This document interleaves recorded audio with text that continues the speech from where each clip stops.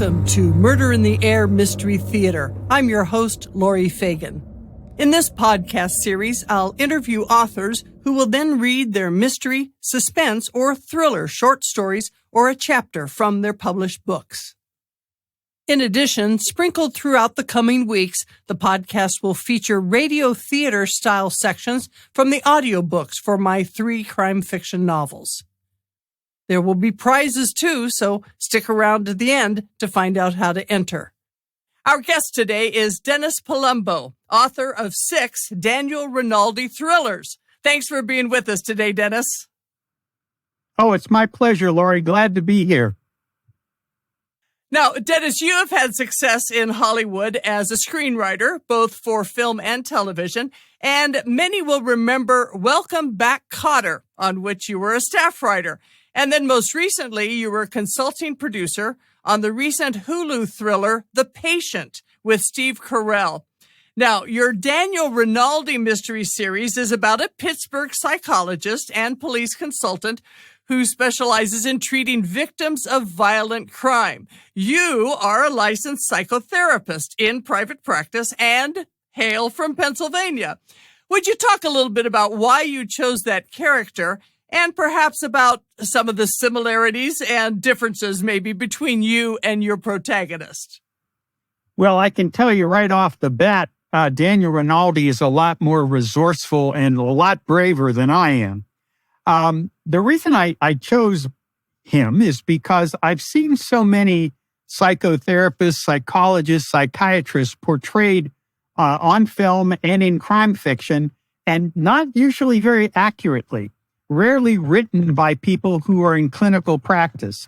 So one of the things that I wanted to do was write it in the first person and give the reader an insight into what goes on in a therapist's head.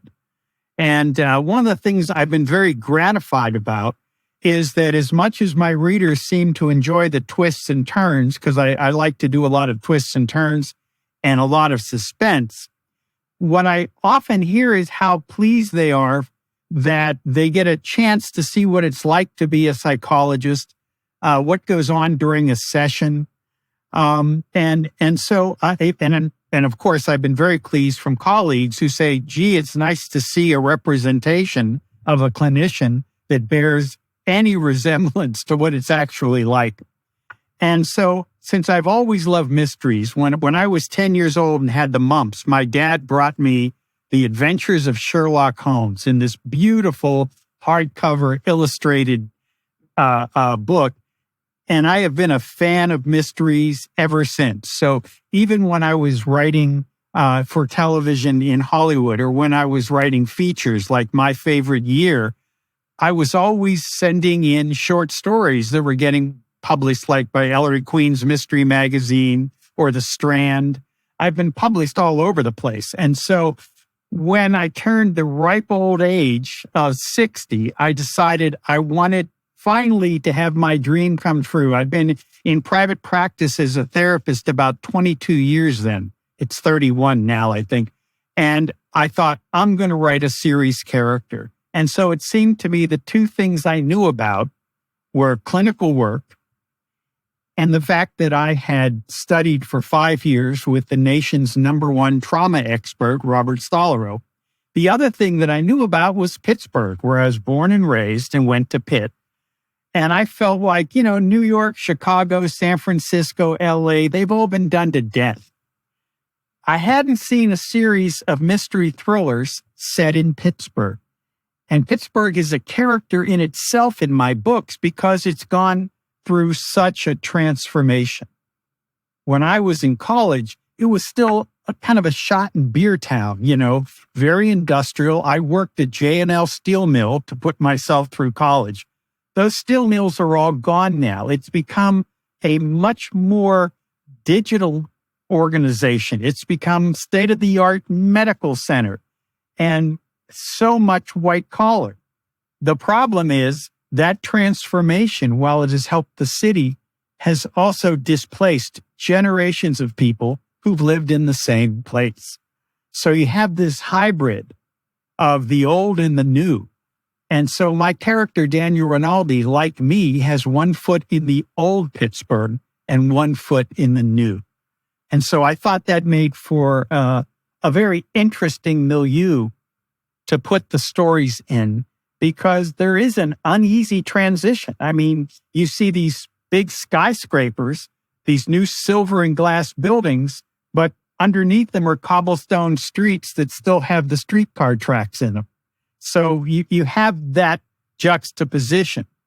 Paradoxically, where I used to work, J&L Steel Mills, those mills are all gone, and they're now replaced by real trendy shishi shops and restaurants, which is a very odd juxtaposition for anyone who worked in the mill. Absolutely. And you obviously get back and forth quite often to be able to write about all the new that's happening as well, right? Well, yes. And the problem with it, it's all happening so fast. I often have to forget Google Maps. I have to call my best friend in Pittsburgh and say, is the Heinz Hotel still there? Is the Penn Hotel still there? And they, oh, no, they're knocking it down next Thursday. It's like, okay, And I must say that my readers in Pittsburgh, while they tend to like my books a lot, I guess because they take place there, they rarely comment on the story or the characters or the plot. They usually just correct me about streets. Of course. I'll get a letter I'll get an email along the lines of, you have them making a left turn on 2nd Avenue at 5:00. You can't make a left turn then. And my favorite email was from a city planner in Pittsburgh. And in the first 4 novels, I had my hero, who lives up on Mount Washington, go to his office in Oakland, and then from Oakland come back to his office. And she wrote me this very polite email saying that I had picked a very bad way for him to do it, and that she drew out a better route that that Daniel should use getting home. Well, I not only changed it in the following book and used that route, I acknowledged her in the acknowledgement section of the book. There you go. For giving her the best way for Daniel to get home. Oh, that is too funny. So obviously you are still working in your field. So how do you juggle that with your writing? Tell us a little bit about your writing process.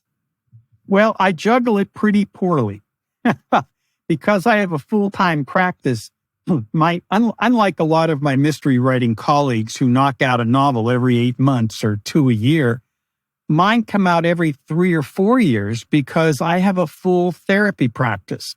And so I write at lunch, I write on the weekends, and I'm getting at the age I'm too old to write at night. I just want to crash, So they take a lot longer to come out. But on the other hand, I think that my practice, by being still in my practice and doing clinical work, keeps me fresh in the mind of a therapist. And also, I get a chance to comment on changes in the mental health system and the way psychiatric diagnoses are misused. I get to talk about a lot of stuff in my field through the prism of a mystery thriller. Great. And in fact, one of the things that I had a great time with, normally, I do a little bit about him in session with someone, and then we go off and we have the murder mystery and he's helping the police. The beginning of Phantom Limb, the first 3 chapters are a single therapy session with a patient. Now, at the end of that 3rd chapter, he gets hit on the head and she gets kidnapped. That normally doesn't happen in clinical work, but no? That's why my hero is a lot more resourceful than me. I would just hand it over to the cops, but he does have an important function, I think, for the reader. Most mystery stories, the victim is that, well, there he is dead on the floor, or, oh, you've been kidnapped, or, oh, you've been held hostage. Now let's solve the crime. I very rarely see people writing about the traumatic effects of these crimes. What it's like to be a bank teller when someone sticks a gun in your head and says, give me the money. What it's like not just the bad guy, but the victims along the way. Right. So what I liked, my hero, his job is he's a police consultant for the Pittsburgh Police, but he's a trauma expert. And his job is to help the victims of violent crime and help them, for example, if they're too traumatized to speak, at the beginning of Fever Dream, a bank is robbed, and the bank robbers are inside, and a hostage is released. She can't tell the police anything. She's so traumatized she can't speak. And so Daniel Rinaldi is brought in to help her. Or in Night Terrors, the FBI comes to Daniel Rinaldi because they have a profiler who's just about to retire, and he spent 25 years interviewing the worst serial killers in America. And so now he suffers from night terrors. If he goes to sleep, he's assaulted by these horrible night terrors. And so Daniel was brought in to help him. And so the way into the stories always has a psychological base, and then they spread because somehow there's a bigger crime that's attached to it, and Daniel ends up being stuck in it. One time he's asked to deliver ransom money. Or one time in the first book, he has a patient who dresses like him and looks like him. He has such a shattered sense of himself that he begins emulating Daniel Rinaldi's look. The problem is, when that patient gets killed, the police go, "Oh my gosh, I think the killer was after Daniel, and they mistakenly got this guy." And so that's how the stories begin. And Daniel, of course, in that case, feels so guilty that he feels like he should help find out who the killer is. And that is certainly a unique element that you have that, again, like you said, most novels don't include. How is that inner working, the psychology of, not only from your antagonist standpoint, but all those victims who are in there as well. So interesting. Well, one of the things that I think needs that is that Daniel himself is a trauma victim. He and his wife were coming out of a restaurant 10 years before the book starts, and they were mugged. They were both shot. She died. He barely survived. But as a result, he has survivor guilt, which is very, very common after a trauma. If a loved one has died or had something terrible happen to them and you escaped. People in wartime have this all the time, where their buddy in the foxhole dies and they don't, and they go home and they have survivor guilt. And so Daniel's survival guilt is so strong. His new mission now is to work with other victims of violent crime. So his decision to be a trauma expert isn't just an intellectual one he made in grad school. Like, oh, that's an interesting field, I'll go into that. It's a function of his own experience and how he's still trying to work it. He said, as I have him say in one of the books, it was just my unearned luck, and I've been trying to earn it ever since. It's a great line. Yeah, it's a great line. So, Dennis, what is most surprising to you that you've discovered about writing? Well, I've been a writer since I'm 20, but I had not really done much prose. I had only written one novel for Bantam, a sci-fi novel called City Wars. But I hadn't written a novel in 35 years of my show business career. 20 years of my show business career and 25 years of my therapy career. I'm at the age now where it's hard to keep all those calendar dates straight. But the point is, I think what surprised me the most was how liberating it is to write in the first person, which I had not done before. And while there's certain limitations, because it's hard to know what the bad guy's up to, at the same time, you get to be so personal and you get to express all of your thoughts and feelings. Daniel Rinaldi was born and raised in Pittsburgh, wears glasses, has a beard. He's me, except brave. Right. And he's kind of a maverick in terms of his clinical work, which I have been as well. And so I get an opportunity through my mystery novels to write about the stuff that's important in my mind and heart.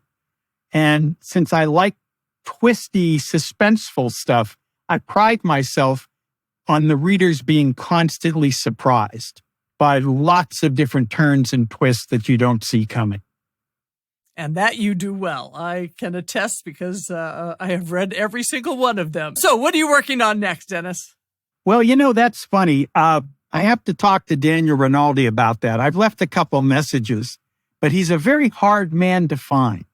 He's very busy, and I call him and ask him, look, what story's going on with you right now? I'm toying with the idea of a therapist convention in Pittsburgh at a big hotel and a series of murders or something like that. Or maybe there's a lockdown in the hotel. Kind of a diehard with a clinician. Something like that. But like I said, I have some notes, but I wanted to clarify a few things with Dr. Rinaldi, but he hasn't answered my phone calls yet. You got to get on his calendar, I guess, huh? I think so. He's a very busy man. Dennis, I'm going to set up a selection from your first chapter of Panic Attack, your most recent Daniel Rinaldi thriller, which is going to be read by David Specht. So here we go. Psychologist and consultant to the Pittsburgh police, Daniel Rinaldi has been invited to attend a football game at a small college outside of town. When a shattering event unfolds at midfield, he finds himself drawn into another puzzling, dangerous mystery on top of him still reeling from his confrontation with deranged killer Sebastian Maddox. Here is David Specht reading Chapter 1 of Panic Attack by Dennis Palumbo. Chapter 1. On a bitterly cold afternoon in late October, I was one of 20,000 witnesses to a murder. Not 10 minutes before, I was sitting next to Martin Hobbs, dean of Teesdale College, sipping spiked cider from a thermos, my head sunk low in the collar of my winter coat. Above, enormous white clouds loomed like a chain of floating islands, backlit by a wan sun, diffused light crown of the trees still boasting autumnal colors. Beyond, a carpet of crisp, freeze-dried grass stretched to meet the ancient Allegheny Mountains. A typical fall landscape in western Pennsylvania, yet less than 20 miles from downtown Pittsburgh, in a small, formerly thriving farming community called Lockhart. Isn't this great, Dr. Rinaldi? Dean Hobbs rubbed his gloved hands in excitement. Perfect football weather, huh? I nodded, shivering. We were in the cushioned VIP seats right on the 50-yard line in the small private college's new football stadium. I'm more of an NFL fan, especially when it comes to the Steelers, and hadn't been to a college game since my undergraduate days at Pitt. But when the dean asked me to join him for Saturday's matchup against the team's division rivals, I didn't see how I could refuse. The evening before, I'd given the commencement address in the Reynolds Auditorium, another newly built facility on the rural campus, a gift of billionaire alum William Reynolds. Having amassed a fortune in real estate, the late philanthropist had earmarked the funds for the stately building in his will. Now, with the kickoff only a few minutes away, I let my attention drift from Dean Hobbs' relentless boosterism and replayed my speech from the night before. It had gone reasonably well, though both school's faculty and its graduating class were perplexed by the phalanx of print, online and broadcast journalists who rushed me as soon as I'd finished. I couldn't believe I was still news, now more than 8 months after the Sebastian Maddox case. Although I'd done my best to keep a low profile, the media wouldn't let the story go. Just last month, I was approached by a cable news producer who said they were planning a special about the crimes, and would I agree to be a participant in the program? Naturally, I refused. Not that they needed my on-screen presence anyway. There was enough news footage from that period of the various bloody crime scenes, the smoking remains of the fire that had raged through the psychiatric clinic. There'd even been coverage of the last victim's funeral. After all, the mayor himself, never one to pass up a photo op, had attended that gaudy affair. To me, this proposed special was nothing but a particularly gratuitous exploitation of a real tragedy, what my late wife used to call murder porn. And I was having none of it. Those horrific days left psychic scars on me as fresh as when they'd first been inflicted. Not to mention what had happened to friends, colleagues, and patients. 8 months of therapy later, and I still barely slept at night. But the Maddox case, following on the numerous high-profile investigations I'd been involved with in recent years, had cemented my reputation as both a psychologist and consultant to the Pittsburgh police. A PR guy even called, offering to help me enhance my brand. I couldn't hang up fast enough. Nowadays, unlike in those earlier cases, and especially in recent months, I made sure to stay out of the public eye. No more interviews with the Post-Gazette, no more expert commentary on CNN about the possible motives behind the latest mass shooting or the new string of serial killings. Like the victims of violent crime that I specialized in treating, I needed time and therapeutic support to address my own traumatic reaction to what Maddox had put me through. Lately, other than a few intimate meals with close friends and my ongoing clinical practice, I'd kept mostly to myself. So when the invitation came to speak at Teasdale College, a modest private institution east of the city, my initial reaction was to politely decline. Until I mentioned it to my own therapist, who suggested it might aid in my recovery to, in his words, return to the land of the living.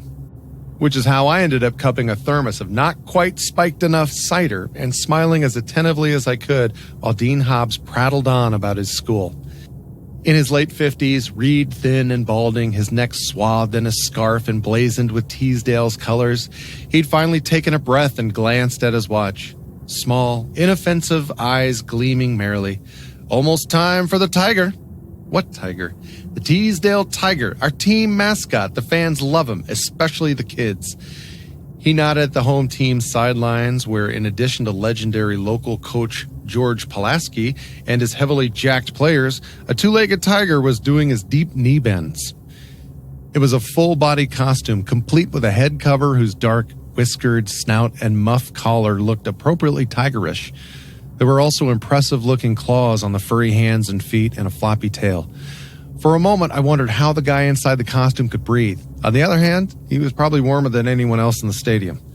Dean Hobbs nudged me. Know who's in the tiger costume? No. A conspiratorial chuckle. Neither does anyone else. Only Coach Pulaski and I know. It's an idea we borrowed from Pitt, their Pitt Panther mascot. Of course I knew what he was talking about. For years, my alma mater, the University of Pittsburgh, kept the identity of its similarly costumed football mascot, the Pitt Panther, a secret.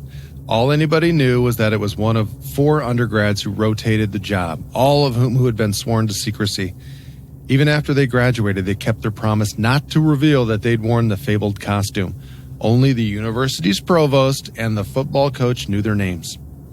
Hobbs took a sip of hot chocolate from his own thermos, embossed with the school's logo. The guy was a walking advertisement for the campus store.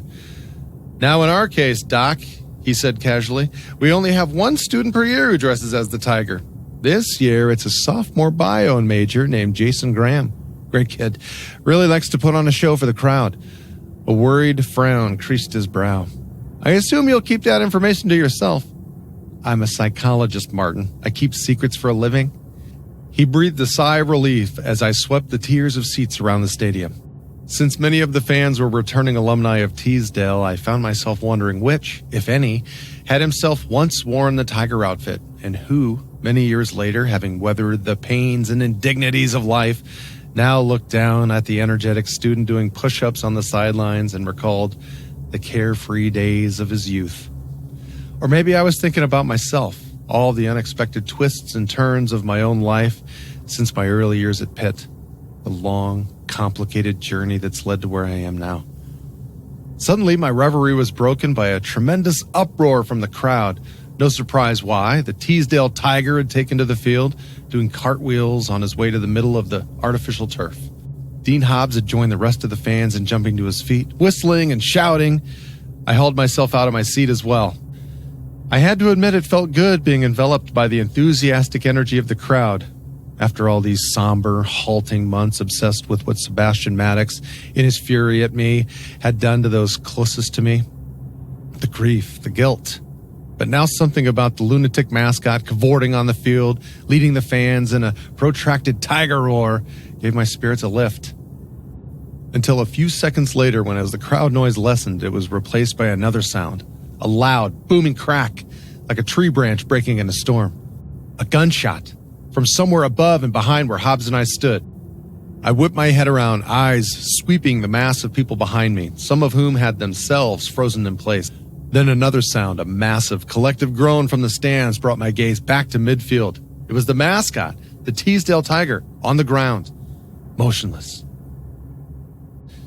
Chaos, there's no other word for it. People yelling, screaming, crying. Some so stunned they stood rooted at their seats, others scrambling over seat backs and down the slanted aisles towards the field. Given our VIP seats, Hobbs and I had been among the first to reach the fallen student, though the dean had just as quickly backstepped away, hand on his mouth. Meanwhile, the entire team had poured from the sidelines and stood, wide-eyed, stricken, in a loose semicircle around the body. One of them bent and retched while the others cried out or moaned in terror. By then, one of the campus security guards had reached the body and, shouting and waving his arms, began to push the student-athletes back. Only Coach Pulaski, his face old and cracked as drying clay, refused to move, merely stared down at the costumed body at his feet. His beefy frame slumped as though having collapsed in on itself, mouth chewing air, trying to form words. Jesus Christ! His anguished whisper over my shoulder echoed my own horror as I crouched by the body, forcing myself to look. Almost immediately I turned away, the bile rising up in my throat. Willing myself, I swallowed a couple of huge breaths, tried to tamp down my fear, my revulsion. Then I caught sight of another security guard and motioned him to my side. "Bend down, across from me." I managed to gesture across the body. "Help me shield him from onlookers." The man's face was white as a paper plate, but he nodded and scrambled to the other side of the body. Keeping his own eyes averted from the fallen boy, he unzipped his coat and spread it wide behind him, like sheltering wings. Steeling myself, I reached with both hands and gingerly peeled the torn, bloodied hood from the victim's head. What came away with the ragged strips of cloth and plastic was a horrible mixture of brain, fleshy pulp, and jagged shards of bone. Gulping for more frigid air, I struggled to comprehend what I was seeing and holding in my cupped, trembling hands. Seeping through the shredded cloth, dripping bright red droplets on the ground, was the shattered top of the victim's head, literally sheared off, exposing a scalloped divot of scorched brain tissue, swimming in blood. By now, more security had arrived. A quick backward glance revealed that they were having a hard time, keeping the fans at a distance. A throng of people, varsity hand banners drooping at their sides, breaths misting in the biting cold, moved like a living thing toward the scene. I knew the overwhelmed guards wouldn't be able to contain them for long. Meanwhile, his own breathing, quick and shallow, Dean Hobbs had finally joined me, falling to his knees beside the body. "Poor kid. This'll kill his parents. This'll..." His voice caught as he stared down at the dead boy.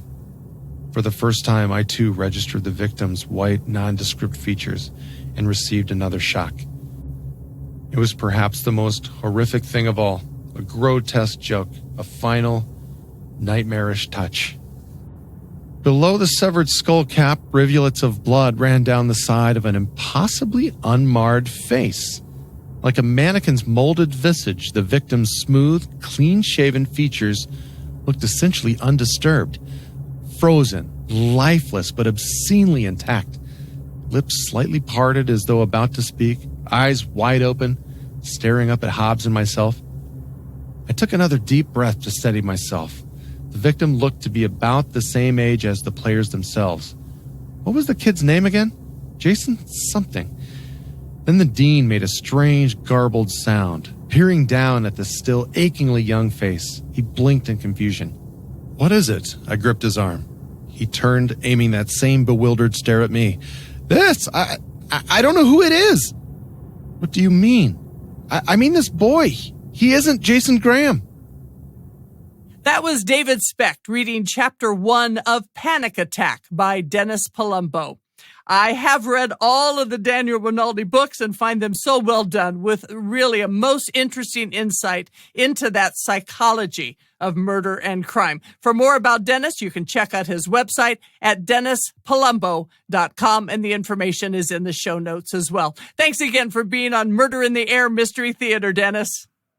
Oh, it's been my pleasure, Lori. Thank you so much for having me. Be with us next time on episode 14 when L.N. Payne P.I. returns with more segments from my crime fiction mystery novel called Dead Air. Then on episode number 15, author Pat Spencer will be with us to talk about and read from her thriller novel about sex trafficking called Story of a Stolen Girl. If you are listening on the podcast platform of your choice, please subscribe and leave a review or provide us with some feedback. If you're on YouTube at Read Lori Fagan, please subscribe, give us a thumbs up, and click on the bell to be notified when a new episode has been released. And for more freebies, check out our Patreon page at Murder in the Air Mystery Theater. Remember I mentioned prizes? At the end of each of these Murder in the Air podcasts, we'll have a drawing for a prize from those who follow Read Lori Fagan on Facebook or Instagram, and in the comment, write murder to be entered in a drawing. We'll have drawings for free ebooks, chances to win your name in a novel, and other fun items. So go to Facebook or Instagram, follow Read Lori Fagan, and write murder in the comment. For more information, you can visit readlorifagan.com. Thanks so much for listening, and come back again for more Murder in the Air.